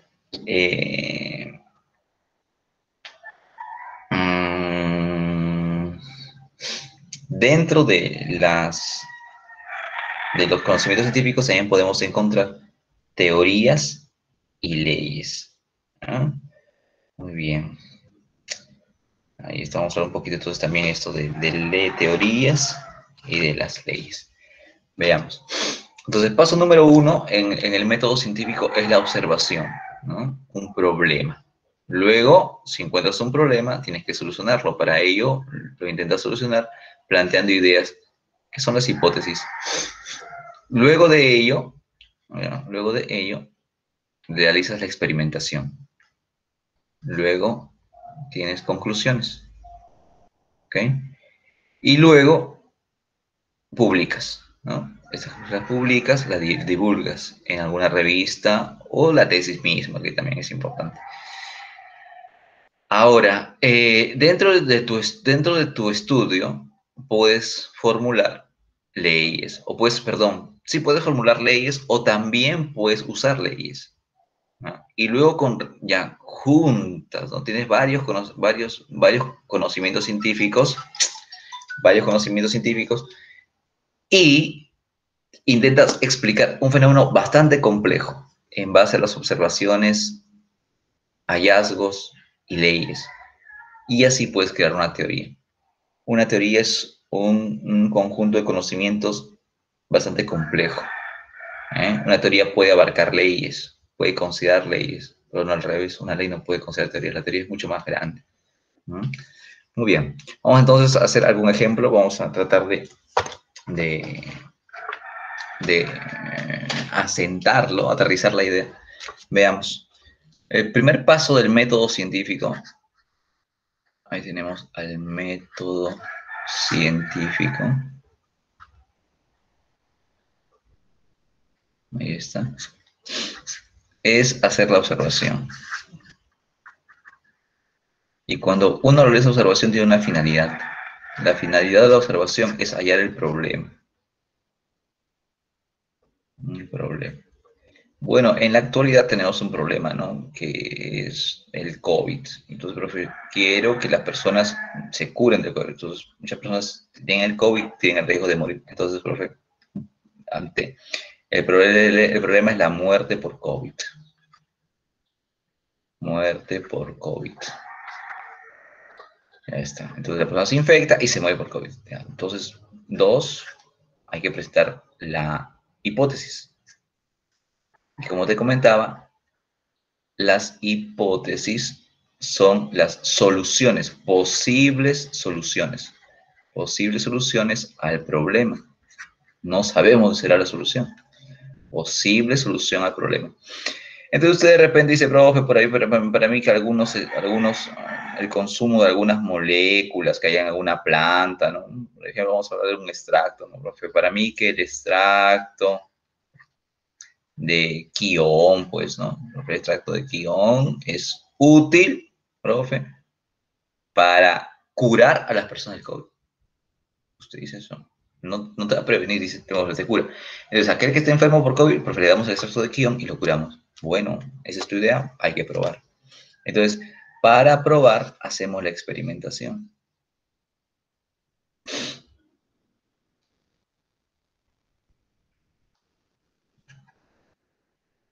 La experimentación. Ahí está. Entonces, cuando hacemos experimentación, tenemos dos grupos, ¿no? Por ejemplo, acá, profe, tenemos 100 personas, entre comillas, ¿no? Porque no se trabaja con personas, sino se hace en el laboratorio, no podemos trabajar con seres humanos. Bueno, para que me entiendan, tenemos, profe, 100 personas con COVID. 100 personas con COVID. Aquí también, otras 100 personas con COVID. Personas con COVID y personas con COVID. Ya está. Muy bien. 100 y 100. A estas 100 personas le damos el extracto de quión. Le damos el extracto de quión. Y a estas otras no. No. No extracto de quión. Imaginemos que se puede hacer ello. ¿Eh? Entonces, a este grupo en el cual yo estoy poniendo a prueba mi hipótesis, le voy a llamar a todos ellos el grupo experimental. Grupo experimental. Mientras que a este grupo le llamo el grupo control. Ahí está. Profe, ¿por qué? Por lo siguiente. Olvídate de esto un rato. Olvídate del grupo control un rato. Imagínate lo siguiente. Mira, de 100 personas con COVID le das el extracto de quión. Imagínate, ¿ya? Y dice, profe, 70 se salvan. Ya. Y 30 fallecen. Olvídate de este grupo. ¿Qué pasaría si de pronto usted hace el trabajo solamente con el grupo experimental y tiene estos resultados, que son los números, ¿no? Mi experimento fue 100 personas con COVID, comprobamos molecularmente que tenían el COVID y estaban mal y les dimos el extracto de quión, profe. De las 100, mire, 70 se salvaron y 30 murieron. La persona que está haciendo su experimento se llevaría, si es que no conoce bien el método científico, daría un mal enunciado, ¿no? Y saldría muy feliz corriendo por el mundo a decir, encontré la cura, por lo menos en un alto porcentaje, de 100 personas, profe, 70 la salvé con mi extracto y 30 se murieron. Profe, tiene una efectividad de 70% mi hipótesis. Tiene ese porcentaje de fiabilidad. Profe, es un buen camino. Bueno, hasta el momento usted está simplemente cayendo en una gran falacia, ¿no? Ay, pero ¿por qué? Porque no tenemos con qué comparar. Y usted cree que tiene efectividad. Usted cree que 70 se han salvado por el extracto de quión, pero no es así. ¿Papá? ¿Por qué? Porque hay que ver el grupo control. Profe, ¿qué pasa si el grupo control me da este número? Imagínate, ¿eh? En el grupo control te da lo mismo. 70 se salvan y 30 fallecen. Si esto ocurre, ¿le cambia o no le cambia la cara al chico o a la chica que hizo la experimentación con su extracto de quión? Le cambia la cara. Dice, profe, ¿qué me está diciendo el grupo de control? Que tu extracto de quión no sirve. Porque las personas sin tu extracto también se curaron casi o en la misma proporción. 70 se salvaron y 30 fallecieron. El extracto de quión, la verdad es que no es el responsable de curar a las personas. Por eso es importante que en la experimentación haya un grupo experimental y un grupo control. De lo contrario, podemos tener resultados que no se ajusten a la realidad. Y ahí está la importancia, ¿ven? Del método científico. Porque se permite demostrar, se permite comprobar un paso importante en la experimentación. Muy bien. Entonces, profe, el chico, la chica que hizo eso, profe, su ya que no va a ser que no tienen por qué quedarse, tienen que seguir nada más. Y tienen que sacar, mostrar sus resultados. Es decir, los resultados son los siguientes, tanto y tanto. Ah, ya, muy bien. Y luego conclusiones. El extracto de quión no es eficiente para restablecer la salud por personas que están infectadas por COVID. Profe, eso es un comentario nomás. No, está comprobado, está demostrado. Por tanto, de ahora en adelante, ya no, las personas ya no tendrán por qué creer ciegamente en el extracto de quión, porque ya está demostrado que no sirve. ¿Se dan cuenta? Entonces, ahora ya nadie va a sumar esfuerzos en tratar de encontrar alguna molécula que tenga el quión, que pueda curar el COVID. No, ya, porque ese no es el camino. Elegirán otros. Y eso es importante en la ciencia, porque nos permite ahorrar tiempo. Ya sabemos por dónde no es.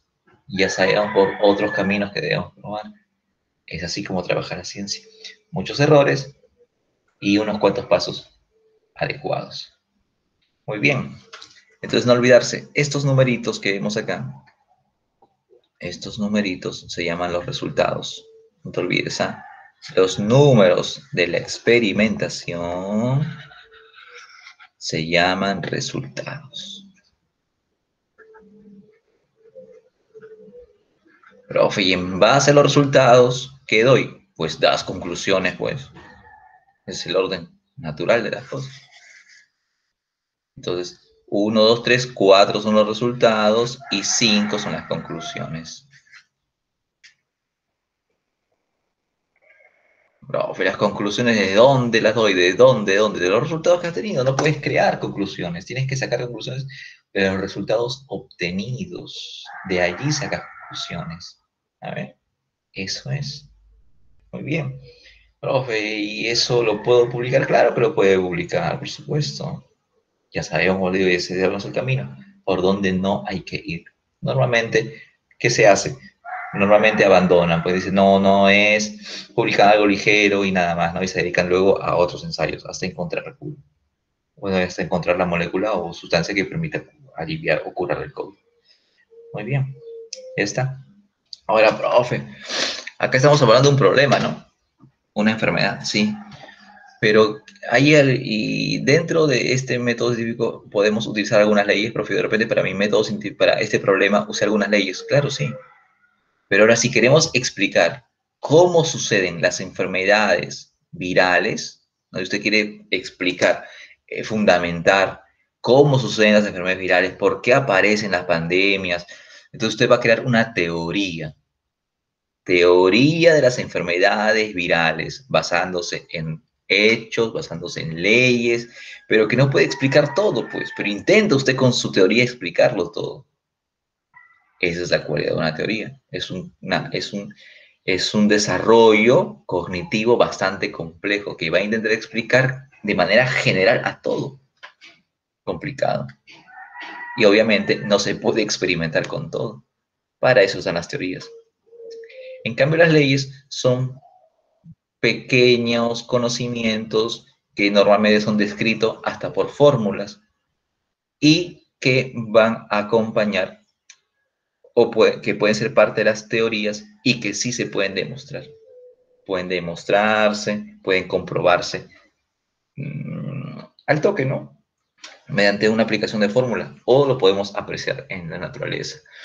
Por ejemplo, las leyes de Newton, dice profe, las leyes de Newton me dicen que tal cuerpo alcanzará tal velocidad a tanto tiempo si va en tal distancia. Sí, pues sí, es cierto, ¿no? Eso lo podemos demostrar. Profe, me subo a mi vehículo, lo demuestra, correcto. Profe, la teoría gravitacional, claro, también hay una fuerza que es la gravedad que nos atrae y se puede demostrar tranquilamente utilizando fórmulas. Profe, las leyes de Mendel cuando hacemos cruces, claro, también, ¿ya ves? Ahí están, leyes de Mendel. Ahí está, profe, las leyes de Mendel pueden utilizarse para explicar el proceso de evolución, ¿sí? Colaboran con a veces, pero cuando hablamos de evolución, ¿hablamos de ley o de teoría? De teoría, porque estamos a explicar cómo es que las especies van transformándose en el tiempo, lo cual es algo mucho más complejo. Esa es la situación. Esa es la situación. Y a veces confunden, ¿no? Profe, una ley pasa a ser teoría. No, nada que ver, nada que ver, nada que ver. No, no encajan en lo mismo. Son dos cosas distintas. No puede haber eso. No puede usted decir, profe, una ley poco a poco va creciendo y va haciéndose una teoría. O una teoría poco a poco va creciendo y va haciéndose una ley. Nada que ver. Son dos cosas muy, muy distintas. No van a encajar. No están en la misma sintonía. Por si acaso. Y eso es a veces algo que está mal, muy mal inscrito en ustedes, ¿no? En los estudiantes, sobre todo a nivel pre. Y hasta en algunos casos a nivel universitario también. Profe, Sí, los escucho, te escucho. entonces una ley solo abarca un tema. Una ley, un fenómeno. Así es, si quieres llamarlo un tema. Así es, una ley va a explicar un fenómeno o un tema de la naturaleza y normalmente formulado. O sea, va a haber una fórmula. Por ejemplo, la ley de los gases, ¿no? La famoso pavo igual ratón. Profe, con esto puedo sacar el volumen, no me acuerdo el número de moléculas, ¿no? O sea, algo por ahí. Pavo igual ratón, profe, eso yo empleo para los gases, claro. Ahí está. Por ejemplo, ¿qué tanto en una botella usted tanto de cerveza puede poner? Porque va a liberarse un gas y qué tanto puede expandirse ese gas dentro de la botella. Aplica usted, profe, una ley. Y lo puede demostrar, lo puede comprobar. ¿Eh? Ahí está. Profe, Mendel también, los teorías. Perdón, las leyes de Mendel, ¿no? Eso es. Normalmente las leyes, muchas de las leyes vienen con fórmula. Con un alcance importante que deben considerar y explica solo un fenómeno de la naturaleza. Nada más. No intenta explicar más. Las teorías intentan explicar algo mucho más grande. Muy bien, listo. Entonces, ahora pasamos ya a las características de los seres vivos. Vamos a hablar de los seres vivos. Tenemos hasta las 11:50, ¿no? Entonces me falta media horita para poder terminar y creo que está bien. Veamos. Antes de pasar a esto, de repente, por si tienen alguna pregunta, alguna duda, me dicen nada más, así como su compañero. Moles, ahí está claro, ahí están las moles, ¿no? N de moles, gracias Brando. Muy bien. Dice acá la vacuna, la vacuna PISA 95% de efectividad. Están probando, ¿no? Están probando las vacunas. A ver, por ejemplo, profe, los laboratorios están haciendo ahorita qué ensayo, están haciendo la experimentación. Hubo un problema, COVID. En este caso es preventivo, no es correctivo. La vacuna no va a curarnos del COVID, la vacuna va a prevenir que tengamos el COVID. ¿No? Entonces, profe, hay un gran problema, apareció un virus, ya, el COVID, muy bien. Los laboratorios, las empresas farmacéuticas, tienen un propósito, encontrar la vacuna, porque de esa manera se previene la infección, mejor que curar. Y profe, primero que hicieron, observaron, anotaron detalles, como la enfermedad, conocieron más o menos. Luego formaron hipótesis, dijeron, la vacuna de tal forma, tal tipo de vacuna va a ser eficiente. Y luego, ahora están en el paso de experimentación, están experimentando. Y, profe, en ese caso, como hay apuro, están experimentando directamente con personas por la premura del tiempo, por el gran riesgo que tenemos. Normalmente, esto se hace en muchos años, pero ahora, profe, están contra el tiempo y están ahí, y por eso han llamado personas, y las personas que están vacunando saben que son parte de un experimento. A algunas les tocó la vacuna, a otras no. Hay dos grupos ahí. Hay un grupo control y hay un grupo experimental, solo que las personas no lo sabemos. O las personas que recibieron la vacuna no lo saben, ni tienen por qué. ¿Eh? Sí, te escucho, te escucho. Entonces, ¿usted personalmente cree que sí va a ser así tan efectiva y va a acabar más rápido esta pandemia? La vacunación sí, obviamente tiene un porcentaje de eficiencia, ¿no? O sea, no hay ningún procedimiento que sea 100% efectivo, eso también hay que quitarnos de la cabeza, ¿no? Eso también forma parte del conocimiento de todos los que tenemos algo, por lo menos, de conocimiento en ciencia, debemos transmitirle a ustedes eso. No hay nada que sea 100% efectivo.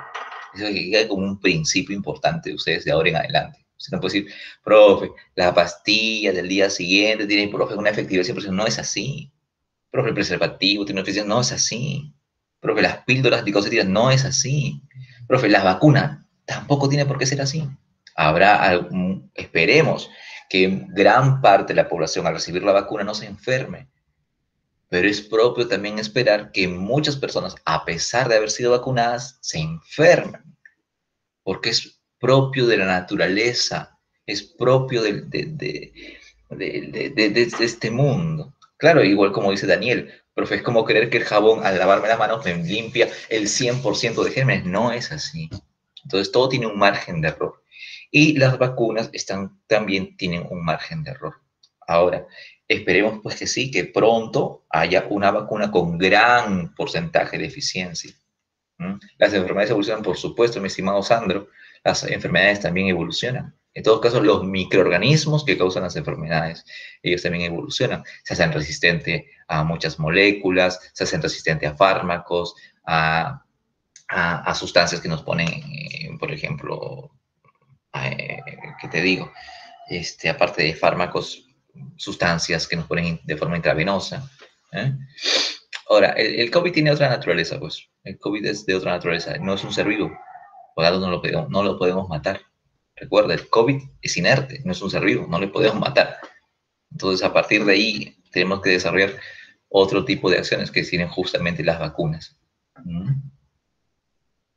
El coronavirus ha evolucionado. Vamos a hacer acá un pequeño detalle. Una cosa es evolucionar y otra cosa es modificarse. La modificación está en el ADN. Ahora, estas modificaciones que seguro le pueden pasar, ¿no? Que seguro le van a pasar, que seguro le van a pasar al COVID, pueden hacer que algunos de ellos tomen un camino de desaparición y punto. Ya está. O sea, esa modificación del COVID, bacán, porque el humano ya no le afecta. Otras modificaciones en otros lugares del planeta al COVID le pueden hacer mucho más eficiente en el humano. No sabemos. Entonces hay modificaciones que suceden en los virus, pero evolucionar es un término que se ajusta más a las especies. ¿Ok? Ahora, profe, ¿puede ser adaptarse? Ya puedes llamarlo adaptación, pero sí, no, con pinzas, ¿eh? ¿No? Porque adaptación es una cualidad de los seres vivos, otra vez, repito, y el virus no es un ser vivo, por lo tanto estaría mal, ¿no? Decir, profe, el virus está evolucionando, el virus se está adaptando, pero sí no es un ser vivo. Bueno. Claro, y como muy bien dice Daniel, ¿no? Dice el profe, ¿cómo vamos a eliminar algo que no está vivo? Pues nuestro sistema inmune tiene esa cualidad de poder reconocer estructuras extrañas a nuestro cuerpo y, obviamente, combatirlas. Y ahí está justamente la eficacia de la vacuna. Muy bien, listo. Entonces, ya sin más, pasamos ahora al trabajo de las características de los seres vivos. Muy bien. Es un ser vivo, pues es un mente material, somos materia al fin y al cabo, pero que estamos conformados siquiera por una o muchas células. Con eso se cerró el tema. Mira, profe, ¿qué es un ser vivo? Es una materia que está conformado por una o muchas células y con eso se acabó. Entonces vamos a escribirlo, vamos a ponerlo acá claramente. Es un ser vivo, materia conformada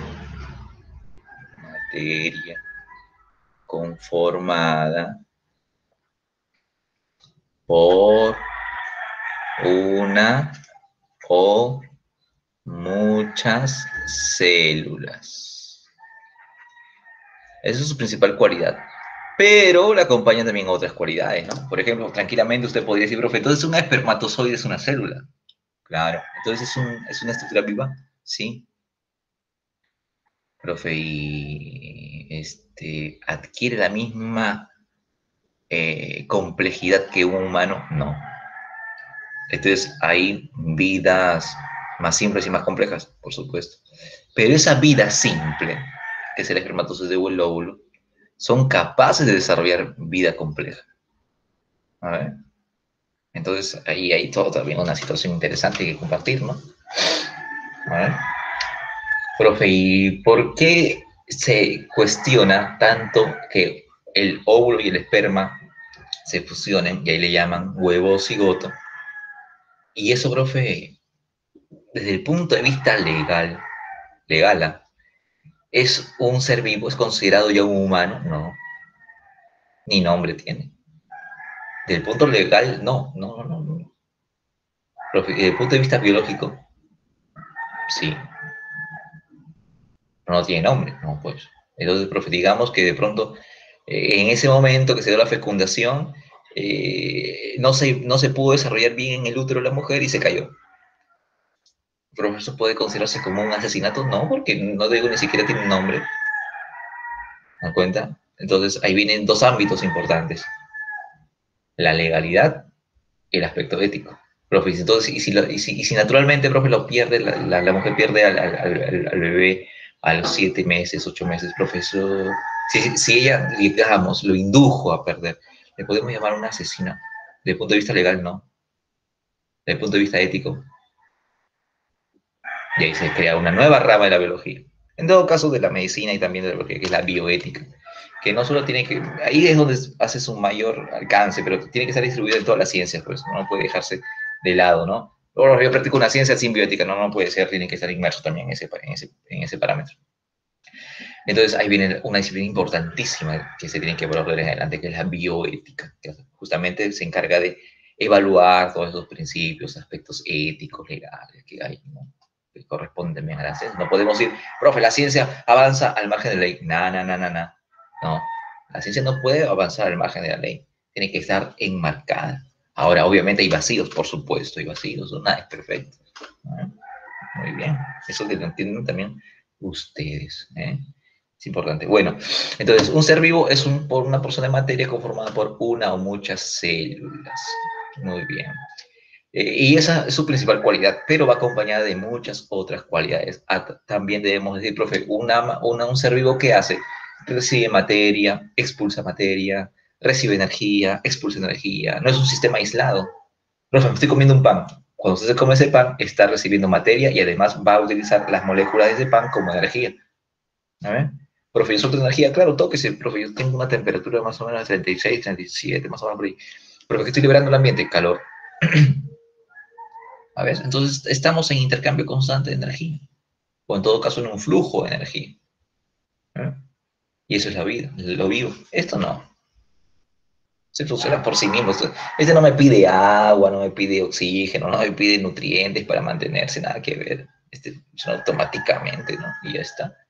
Por lo tanto, no es un ser vivo, aunque aparente con sus funciones, ¿verdad? Vale, el profe, si está conectado, tiene batería, se mueve solito porque vibra, me avisa que hay un mensaje, un video nuevo, un comentario nuevo en tal lugar, me permite filmar, me permite saber cómo está el tiempo, calcular. Tiene muchas habilidades, pero no encaja como ser vivo. Porque para ser un ser vivo tendría que estar conformado por una o muchas células. Y eso no es todo. Debería haber que hace un intercambio de energía y de materia. Y no lo hace. Además, debería reproducirse. Y diga, oye, Redmi, ¿qué número eres tú? No dice, Redmi, le diría, ¿sabes qué? Ya tú te veo ya muy, no me gusta, ya pasaste de moda, ya sabes qué, hazme otro celular. O por ahí busco otro celular y lo emparejo y les digo, a ver, que tengan sus celularcitos. No tiene nada que ver. Entonces no tiene la cualidad de generar nuevos descendientes, lo que se llama reproducción. Además, no va a evolucionar. No va a evolucionar. Puede modificar su software, actualizarse, pero no va a evolucionar, que es distinto. Entonces, hay cualidades de los tres vivos muy importantes: organización específica, metabolismo, irritabilidad, adaptación, homeostasis, reproducción, herencia, crecimiento, desarrollo y finalmente evolución. Vamos al primer punto. Organización compleja de los seres vivos, ¿no? O niveles de organización. Profe, ¿qué es esto de los seres vivos? Que los seres vivos tenemos escalas de construcción. Nos formamos desde átomos, luego moléculas, macromoléculas, supramoléculas, organelas, y todo ello encaja en el nivel químico. Profe, hasta el nivel químico, ¿cómo somos inertes? El nivel químico de la vida es inerte. Usted no puede decir que un carbono tiene vida, que el hidrógeno no. Ahora, ¿son importantes para la vida? Por supuesto, porque asociándose entre sí pueden formar moléculas como el agua, la glucosa, un aminoácido, un ácido graso. Y luego, como seres vivos que somos, no nos conformamos con ser solamente moléculas, sino que esas moléculas se asocian entre sí, formando macromoléculas. Por ejemplo, conjunto de aminoácidos hacen una proteína, conjunto de nucleótidos hacen un ácido nucleico, que puede ser el ADN o el ARN. Profe, ahí está mi información genética, claro, ahí están todos sus genes, todo lo que eres tú ahí está. Pero no tiene vida, no tiene vida, pues. Profe, luego estas macromoléculas se asocian entre sí y pueden formar supramoléculas, como un ribosoma, un cromosoma, la membrana celular, un virus. Pero, profe, hasta ahí tampoco es vivo, no pues. Pero conforman, ¿no? Conforman la vida, por supuesto. Entonces, ¿cuándo, profe, podemos decir que nuestras piezas, átomos, moléculas, macromoléculas, supramoléculas y organelas, adquieren un dinamismo que yo ya le puedo llamar vida? Recién en el nivel celular. Todos los átomos, moléculas, macromoléculas, supramoléculas, organelas, que se envuelven dentro de una membrana y adquiere cualidades de reproducción, de metabolismo, de irritabilidad y todo lo demás, entonces allí alcanza el nivel celular. Y desde allí consideramos como vida. A ver, así de fácil. Profe, ¿qué es la vida en todo caso? Es una asociación de estructuras inertes que tienen un dinamismo muy adecuado, muy particular, y aparte cumplen diversos roles: reproducción, metabolismo, irritabilidad, homeostasis y demás. No es tan simple, ¿eh? Alguna vez comparaba la vida con un ejemplo. Decía, imagínense, muchachos, que tenemos un edificio, ¿ya? Un edificio. Y este edificio tiene múltiples oficinas. Lo curioso es que cada oficina va a tener que interrelacionarse con otra oficina. Desde la recepción, oficina tal, ¿ya? Entonces, imagínense que de pronto todo es un edificio equipado. Tiene sus laptops, sus computadoras, sus mega computadores, puertas, baños, sus componentes de limpieza, sus focos, sus avisos. Un edificio que está equipadísimo al máximo. Y usted llega al edificio. Ni siquiera toca. Está por tocar y se les abre la puerta. Lo recepcionan, las máquinas lo recepcionan, hacen su informe, lo llevan a tal área, le imprimen su recibo, todo. Y de pronto dice, profe, este edificio funciona solo. Sí, pues funciona solo. Pero, profe, la laptop es inerte, el foco es inerte, se prende y se apaga. Entro al baño, corre el agua sola, se limpia solo el baño, los pisos se limpian solitos. Viene una escobita mágica, limpia, drena todo, desinfecta. Profe, y de pronto pedirías que ese edificio se va renovando. Así como se limpia, de repente sufre algún daño y se renueva. Y este edificio es capaz de sacar otro edificio más. Profe, eso no es el profe. Usted lo pinta así, nos dice así, pero no creo que eso sea verdad. Sí, es verdad, a nivel celular. Es lo mismo, solo que está a nivel micro. Es lo mismo. Y muchos ahí es donde dicen, profe, ¿qué es la vida entonces? Es complicado de definir. Pero es así. Conjunto de estructuras inertes que de pronto adquieren dinamismo. Y solito hace todo lo que te he mencionado. Es capaz de equilibrarse, subir su temperatura, bajar su temperatura, recibir flujo de agua, botar el agua sucia. Todo lo hace solito. Y es capaz de generar más edificios. ¿Ven? Eso es la vida. ¿Y cuándo se alcanza eso? En el nivel celular. Nada más. Bueno, pero con eso no nos conformamos, pues los seres vivos somos bien especiales. Algunos sí se conforman. Yo me quedo en este nivel nada más, en el celular y punto. Otros ya no. Yo quiero ser más complejo. Me voy al siguiente nivel, a nivel de los tejidos. Agrupo células y formo un tejido. Luego de agrupar tejidos, puedo formar órganos. Agrupando órganos, puedo formar sistemas. Formando sistemas o juntando sistemas, puedo formar individuos. Profe, ya hasta ahí es el nivel biológico. Claro, hasta ahí es desde el nivel celular hasta el nivel individual es el nivel biológico. Ahora usted piense, usted solito en el planeta. No hago nada, profe. ¿De qué me voy a alimentar? ¿Hay otras especies que alimentarme? Ahí está, ¿ves? Entonces solito no eres suficiente. Necesitas de más como tú.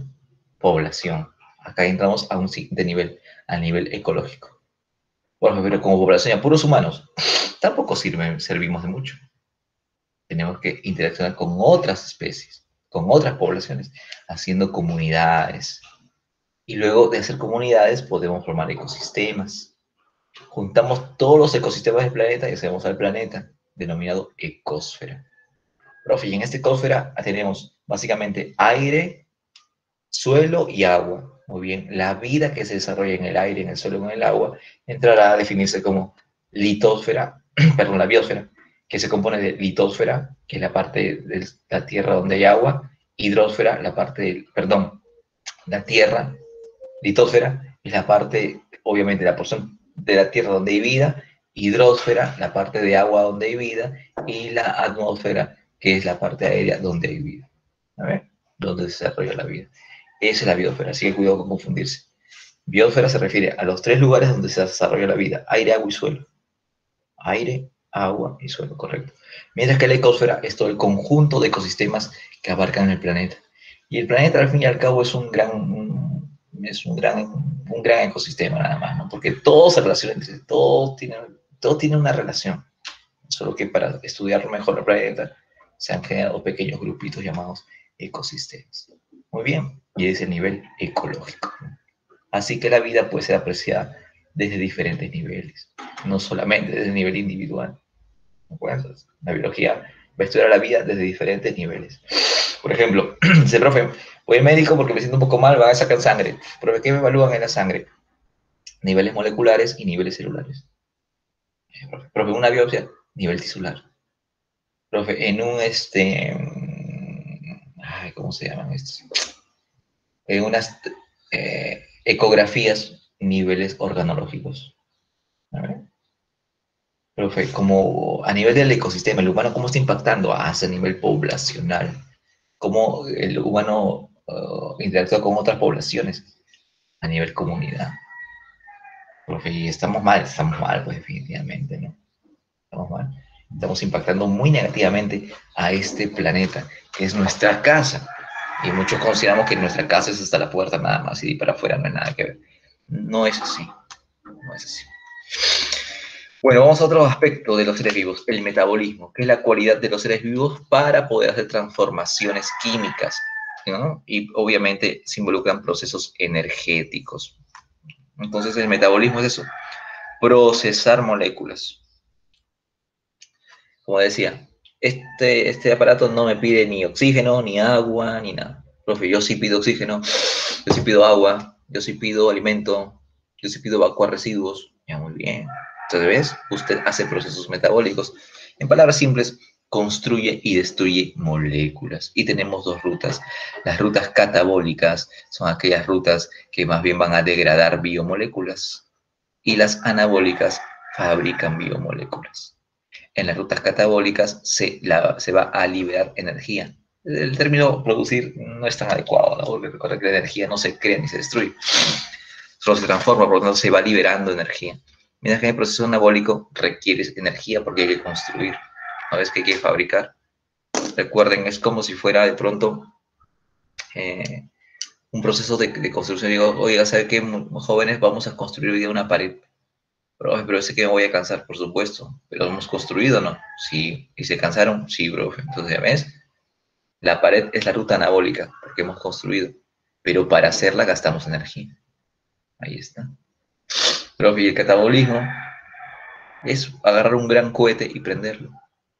Profe, prendemos el cohete, ¿y qué esperamos del cohete? Que salga energía sonora, luminosa. ¡Pum! Revienta, profe. Hay fuerza ahí que se escapa, ¿eh?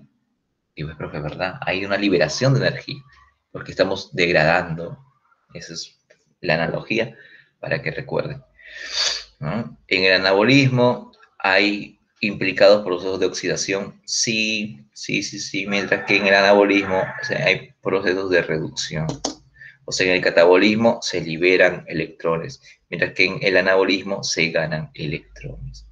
Las rutas son convergentes, o sea, las rutas todas inciden en un punto. En el anabolismo las rutas son divergentes, las rutas metabólicas son divergentes. Ejemplos de catabolismo: glucólisis, ciclo de Krebs y procesos de fermentación. Ejemplo de anabolismo: la fotosíntesis, porque la planta forma sus moléculas. Y síntesis de proteínas. En biología, síntesis siempre es construir, armar, crear, hacer, formar. Eso es síntesis. También otro ejemplo claro, podemos decir la leche materna. ¿Pero toda mujer hace leche materna? No. Condición para hacer leche materna: embarazo, últimos meses y que el bebé esté pidiendo el alimento. Eso, profe. Entonces, una mujer que tiene a su bebé, ¿qué hace en su mama? Una ruta anabólica. Forma y forma y forma leche materna. ¿Vale? Ya, profe, pero para que la mujer pueda hacer su leche, profe, necesita comer. Porque si no, ¿de dónde salen esas moléculas para hacer la leche? Correcto. Entonces come, hace procesos catabólicos en su estómago, en su intestino, y luego con esas moléculas puede formar componentes de la leche materna. Entonces todo es un ciclo, pues. Todo es una... Los seres vivos somos dinámicos, por eso decía, ingresan moléculas, salen moléculas, ingresa energía, se libera energía. De cierta forma, la madre está liberando también componentes energéticos en esa leche. Entonces los seres vivos somos así, somos dinámicos.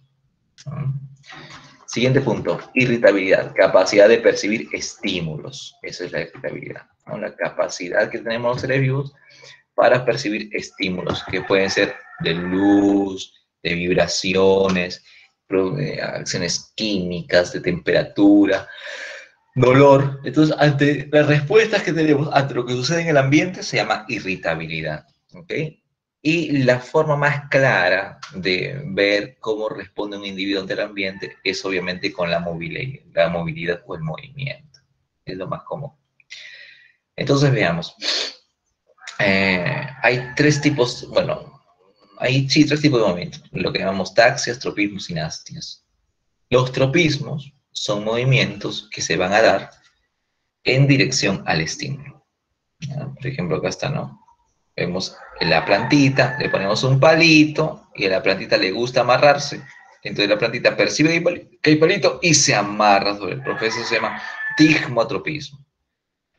Fototropismo: el tallo se dirige hacia la luz, buscando la luz. El estímulo es luz y se dirige en la dirección de la luz. Hidrotropismo: la raíz busca el agua. Por ejemplo, acá. Yo digo: oye, usted, a raíz, ¿por qué no crece como el tallo? La raíz dice: no, porque yo tengo otro. Para mí, el estímulo no es la luz de la raíz. Ya está. Digo: raíz, ¿usted por qué no está saliendo y crece? Mira, ¿ves? Está bien abajo, se enrolla abajo. Vamos a fastidiarla un poquito la planta. Digo: oiga, usted, amiga raíz, ¿por qué no crece? Mire cómo se amarra. Digo: ¿por qué usted no crece hacia la luz? Y dice: ¿estás loco? ¿Por qué voy a crecer hacia ahí? Yo tengo un hidrotropismo. Para mí el estímulo es el agua. Y si me dijera, si tú me pones acá afuera, mira la raíz lo que me dijera, y me pones un vaso acá al costado con agua, yo poquito a poquito voy a ir moviéndome y voy a llegar a esa agua. Porque es la cualidad que yo tengo. Yo sé, entre comillas, oler el agua y voy hacia allí. Entonces tienes hidrotropismo, claro, hidrotropismo. Oiga, y usted, par de tallo, ¿por qué no se hunde y se mete al agua? Porque yo no tengo esa cualidad. Yo voy hacia la luz. Tengo fototropismo. Son distintos. ¿Dan cuenta? Los movimientos que tiene cada uno de los individuos. Bien, entonces en las plantas se dan este tipo de movimientos y se llaman tropismos, ¿ok? En las plantas se llaman tropismos, estos movimientos dirigidos siempre hacia el estímulo. Mientras que las nastias son movimientos autónomos, no tiene por qué haber, no tiene por qué darse siempre en dirección al estímulo. Una planta carnívora siempre hace esto. No importa por dónde venga el insecto. Si el insecto entra por aquí, igualito se cierra. Si el insecto entra por acá, igualito se cierra. Si el insecto entra por el centro, igualito se cierra. No importa. No es por donde venga el estímulo que se va a cerrar. Se cierra de una manera única. Igual muchas flores. Muchas flores tienen están así, cerraditas. De pronto se abren cuando hay luz y luego se cierran. Ya está. No importa por dónde esté la luz. Está por acá, Si está por acá, si está por acá, no importa. Hay plantas que perciben la luz acá, se abren un ratito. Luego se cierran. Les da la luz por acá, se abren igualito. No tiene por qué abrirse así, se abre igualito. Y luego se cierra. La luz está por acá, no va a girar y va a abrir así, no. Ahí sería tropismo. Se abre igualito acá. Y luego se vuelve a cerrar. Y ya está. Esas son las nástias. Mientras que las taxias son movimientos, sobre todo de animales, dirigidos hacia un estímulo. Entonces, se utiliza más en animales las taxias. Por ejemplo, la polilla, que le gusta la luz. Profe, la polilla le gusta, lo pongo un foquito y ahí va la polilla. Fototaxia. Foto, luz, taxia, movimiento dirigido. Fototaxia. Zancudo tiene quimiotaxia, te encuentra en la oscuridad. Profe, ¿verdad el zancudo cómo me encuentro en la oscuridad? Pues porque tú emites CO2 y el zancudito detecta el CO2 y va en dirección al CO2. Quimiotaxia. ¿Ya? Eso en todo lo que... Sí, escucho. En el caso del quimiotropismo. Quimiotropismo es dirigirse, tener un movimiento de una parte de una planta en base a una molécula, en dirección a una molécula. Por ejemplo, pongo así una planta, por acá pongo nutrientes, agua con nutrientes, y por acá pongo agua sin nutrientes. La planta es capaz de discernir. De repente, profe, llega acá una raicita, pin, y llega acá otra raicita, ¡plá! Profe, ¿dónde van a crecer más raíces? Hasta ese punto, donde encuentre agua más nutrientes, profe. Entonces estamos hablando de un quimiotropismo, porque va dirigido hacia eso. Quimiotropismo. Quimiotaxia también creo que me habló. Me preguntó sobre quimiotaxia. Hola. No, profesor, solo por el quimiotropismo. Ah, ya, quimiotropismo. Muy bien. Gracias. Ya está. Ahora vamos a la adaptación, ¿no? Las adaptaciones son modificaciones que hacen nuestros cuerpos, de los seres vivos de forma general, para poder adecuarse a un nuevo entorno, ¿no? Pueden haber adaptaciones conductuales o de comportamiento. Pueden haber adaptaciones morfológicas con respecto a nuestras estructuras y también respuestas fisiológicas, ¿no? Ahí está. Por ejemplo, adaptaciones conductuales en nosotros. Profe, adaptaciones conductuales, sabremos nosotros, profe, los esquimales. ¿Qué adaptación conductual han tenido? Bueno, pues que normalmente... Qué fastidioso. Disculpe, ponerle silencio. Adaptaciones conductuales, por ejemplo, los esquimales, ¿no? Suelen soportar el frío. Para ellos su conducta ha cambiado, ¿no? No son tan sociales, son más bien reservados por el frío. Y así viven, ¿no? Morfológicas, lo que pasó hace mucho tiempo, ¿no? En lo que éramos, lo que eran las especies que conforman, perdón, nuestra especie, que fue de pronto viajando a diferentes entornos y de acuerdo a el clima fueron cambiando. Algunos tienen los ojos más achinados, son más altos, son más bajos, más anchos, otros son más esbeltos, más delgados, pueden ser más altos y más delgados, otros son más bajos pero más anchos. Entonces son cambios morfológicos que se han dado en nuestra especie en base al ambiente. Y fisiológicas, obviamente, adaptaciones funcionales, ¿no? Por ejemplo, la adaptación que tenemos al consumo de la leche. Profe, hay una enzima llamada lactasa que actúa, rompe la lactosa de la leche y no pasa nada. Hay otras personas que ya no tienen esa condición, entonces son intolerantes a la lactosa. Profe, cada vez que voy con mi familia por el Perú, a las zonas altoandinas, profe, yo resisto bien, pero veo que de pronto mi tío o mis hermanas, mis sobrinas, mis tías, a alguien siempre en la familia le cuesta más adaptarse a la altura. Los primeros días la pasan fatal tirados en la cama, profe, mientras el resto estamos bien. Entonces, ¿ves? Hay adaptaciones fisiológicas, adaptaciones a un nuevo entorno. Su corazón va a bombear más, se esfuerza más, eso a algunas personas les cuesta. Ahí está. Entonces, Adecuarse a un nuevo ambiente es adaptación. Y todos hacemos adaptación. ¿No? Estamos tratando de adaptarnos. Algunos lo hacen mejor, otros moderadamente. ¿Sí? Y otros no pueden. ¿No? Esto a nivel de especies es obviamente mucho más complejo, ¿no? Por ejemplo, profe, las cactáceas viven en el desierto. Muy bien. Viven con poca agua. En lugar de hojas, no tienen. Tienen púas para protegerse de algunos animales que le quisieran consumir su agua. Guardan muy bien el agua. Y esa punta es capaz de atrapar humedad en la noche y hacer que el agua se absorba. Magnífico. Una excelente adaptación. La homeostasis o homeostasia tiene que ver con el equilibrio interno, el equilibrio que debe suceder dentro de todo ser vivo. Regular la cantidad de agua, la temperatura, la respiración, las cantidades de minerales, todo ello es propio de la homeostasis. Por ejemplo, profe, yo tengo una temperatura a la cual está diseñado, ¿ah? Muy bien. Profe, yo puedo hacer ejercicio, sí, pero y me recaliento porque siento que cuando hago ejercicio, profe, estoy pero quemando, muy bien. Pero, profe, consecuencia de ese aumento de temperatura, empiezo a sudar. ¿Por qué sudé? Para mantener la temperatura constante y no te dispares a 39, 40, porque ahí sí tus moléculas empiezan a degradarse, porque estamos diseñados para soportar cierto rango de temperatura. Ah, ya, entonces, profe, tienes razón. Hago ejercicio, profe, pero sí fue roja, sudoroso, sudorosa.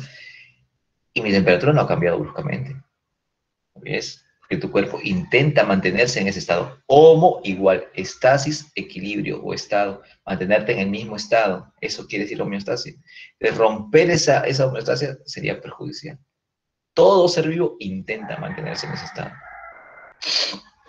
Pero imagínate que esta persona diga, no, profe, he hecho ejercicio, estoy muy caliente, ya está regularizándose mi temperatura, pero ahora me falta agua, porque he perdido, profe, agua en el ejercicio. Muy bien. Y yo te digo, ¿sabes qué? Como yo soy buen profe y quiero que estés sumamente hidratado, quiero decirte que te voy a dar 2 litros de agua. Tómatela de inmediato. Profe, ¿2 litros de agua de inmediato? Sí. Profe, no creo que pueda. ¿Por qué? Porque mi cuerpo está diseñado para más o menos tener 75% de agua. Y si yo me tomo los 2 litros, voy a llegar al 95% de agua. Y ese no soy yo. Ahí sí me va a afectar.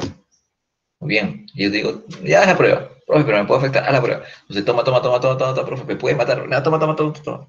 Oye, profe, voy 1 litro. ¿Ah? Ya, mis niveles de agua ya llegaron al 75%, pero usted con este restante me quiere hacer llegar al 95%. Entonces, te digo, no te preocupes, que tu cuerpo va a entender que tienes que tener un equilibrio. Y al rato decir, profe, tira al baño. Muy bien, y evacúa el exceso de agua. De esa manera mantiene su equilibrio de agua en el cuerpo. ¿Ya ves? Entonces, eso es homeostasis, mantener el equilibrio interno para muchas cosas, para ingreso de oxígeno, salida de CO2, mantenimiento o regulación de iones, de los minerales en nuestro cuerpo, los niveles de glucosa, los niveles de triglicéridos, los niveles de colesterol, la temperatura, los niveles hormonales, mantenerse siempre en equilibrio.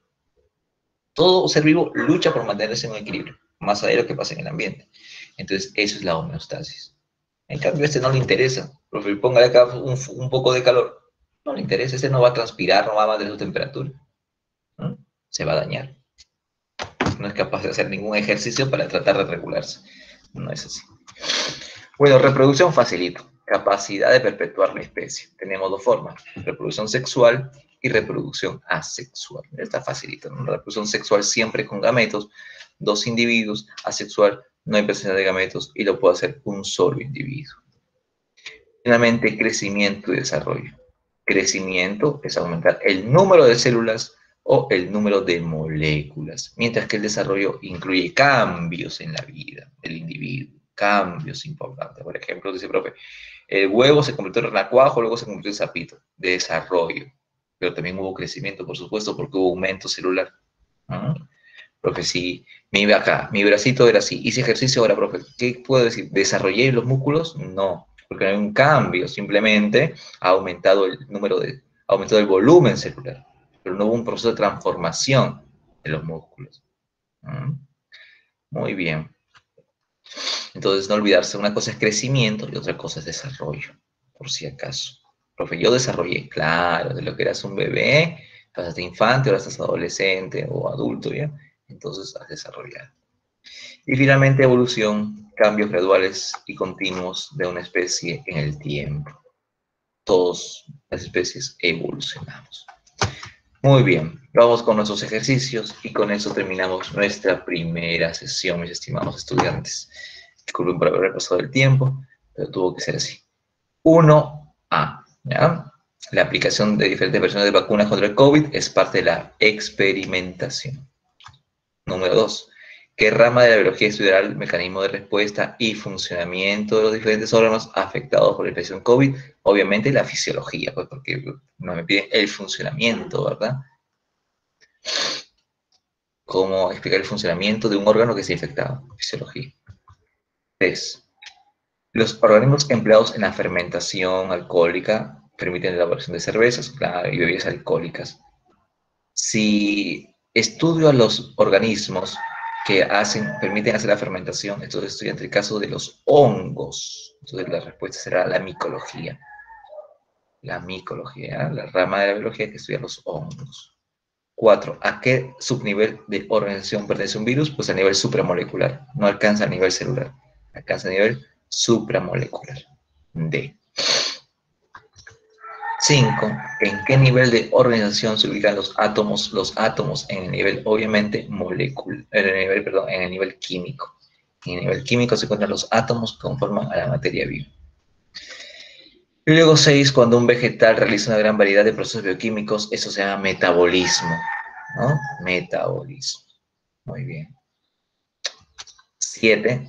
Si un estudiante aprecia que las plantas que cultiva siempre muestran elongaciones hacia la luz, ¿cuál es la cualidad del ser vivo que resalta al mostrar un incremento en el número de células? O sea, la planta aumentó su número de células. Eso es crecimiento para generar elongación.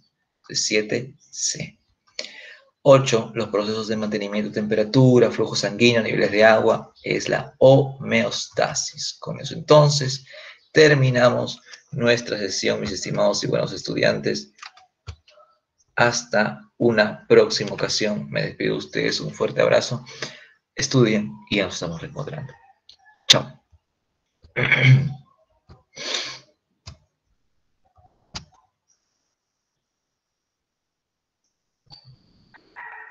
Ah, lo de evaluación. Lo de evaluación ya lo tienen ustedes en los documentos que les alcanzan para que puedan hacer las descargas. Ahí está, ¿ya? Ahí están entonces las claves del documento de evaluación. Muy bien. Hasta la próxima ocasión. Se cuidan mucho. Que les vaya muy bien. Chao.